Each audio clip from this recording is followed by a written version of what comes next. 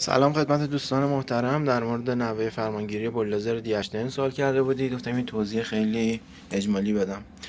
قسمتی که می‌بینید، مجموعه‌ای که می‌بینید مجموعه درام فرمان و ترمز ما، درام ترمز ما و این پینیونی که می‌بینید به هیدروموتور فرمان ما متصل هستش.